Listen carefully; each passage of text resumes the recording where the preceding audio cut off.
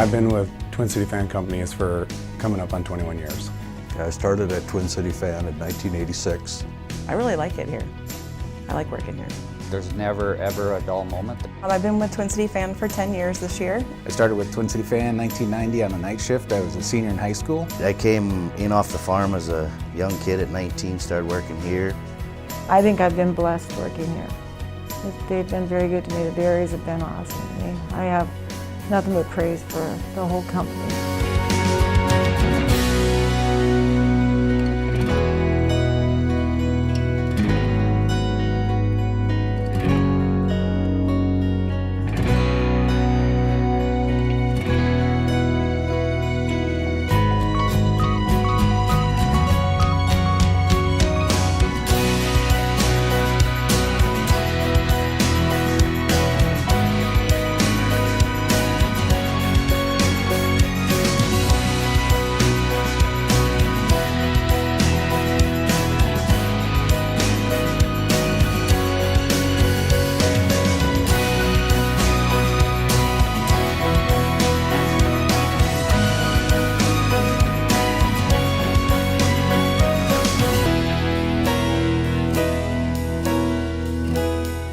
The inception and the idea of starting Twin City Fan occurred when a bunch of us knew we didn't want to stay a berry blower and be part of a big company that had too many rules and regulations and no heart. We're going to call it Viking fan. We're going to call it Capital fan. Then we couldn't decide, is it a fan or is it a blower? Because a lot of companies will name fan, you know. Right. So we decided, okay. In fact, I said, how about if you call it a Twin City Fan and blower? Well, when I first got there, I was just a draftsman. Harold Johnson was running the shop. And then, of course, there was no drawings, no nothing. There was no fans. At that time, it was a very difficult situation to get the machinery, to get anything. How did you convince reps? How did you convince the customer an upstart company, Twin City Fan, is going to come in brand new, no knowledge, no background, no history? Actually, it was two things. One, we had Les Hansen, who had just wonderful relationships with everybody. In the market. Yeah, he did. He had a wonderful reputation. He was just loved. That was one.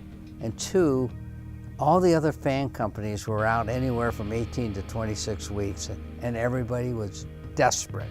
They were willing to take anybody's fan if they could get it in 8 weeks.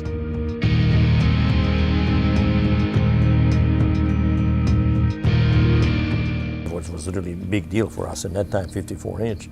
I said, yeah, we can do that. And then he said, but I need it in 3 weeks. I think we can do that. He said, but it has to be out of stainless steel. I said, well, I think we can do that. He said, how much premium? I said, no premium.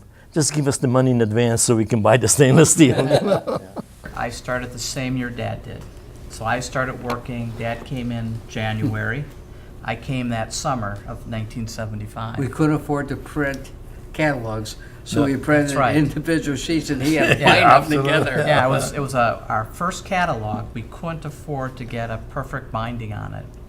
So my first job, it was a 100-page catalog. I was 13 years old, and I had to walk around a table. It was a nice carpet, but by the end of the summer, there was a wear pattern.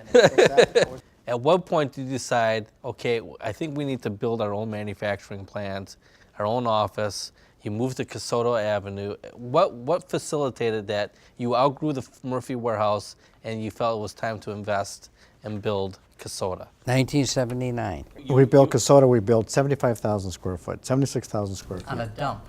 Yeah, well, that's the size of the building. Then, of course, You're right. a couple of years later, we expanded again to 100,000, but we did 76,000 the first year. It was such a nice family atmosphere. Everybody really kind of, they cared about each other.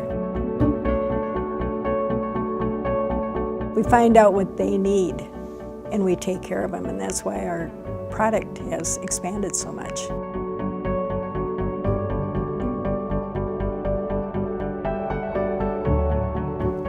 That took a while. Yeah, that was a nightmare. Crates were sitting everywhere with parts in them. So every evening I would go out and find parts and put orders together. Then the night crew came in and would start moving all my crates around. So the next morning they couldn't find anything where I said it was. The need of getting drawings out to the plant and getting things back and forth to the plants, that was a major challenge in that. The drawings had to be ready by 3 o'clock. Getting people educated what parts were. And they were all over the place, and most people didn't know what they were. We had to get people trained to that. You had to draw in from different sources, and Twin City does that very well.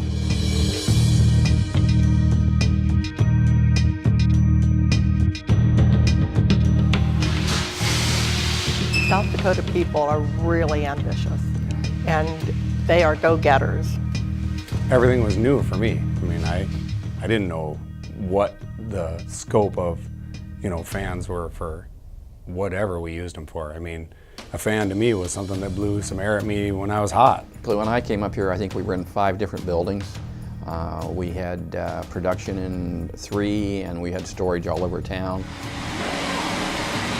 Just hung in there and learned the process and picked it up quickly, and we got everything done.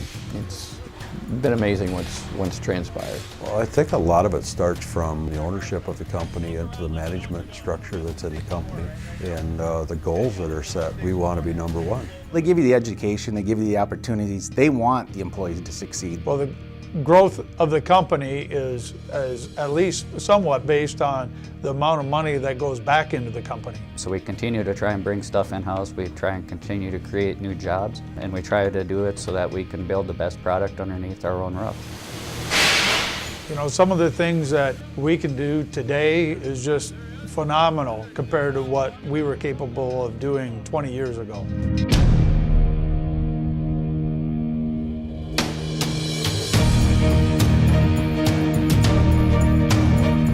We still love what we do. Why look for anything else? I enjoy being a part of the team, the problem solving. When people say, when are you going to retire? It's like, I don't know. When I find something I want to do better. We don't want people to leave the organization. We're such a company of tribal knowledge. We've got several generations of families, actually 2 supervisors that their kids actually work here. We've got brothers that work here. We've got husband, wives that work here. The Berry family is really showing themselves to reinvest in the company and invest in the people. Here you kind of start the project from the beginning all the way through, so you can sit and weld for 4 days and set up a fan, and I built this. Like I said, I wouldn't trade the experience for anything. It's great.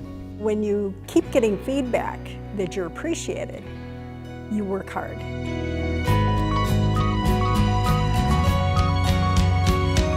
There's a lot of very good employees that work for the company, dedicated people that, as a group, there's nothing we can't accomplish.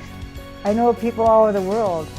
It's great. It's nice to be part of something that grew like that and know that you are a small part of it. Well, I have a habit on anything going overseas. I go out and I touch the crate or the fan so my fingerprints can go all over. It's good for the globe. It's good for everybody. It's a wonderful experience.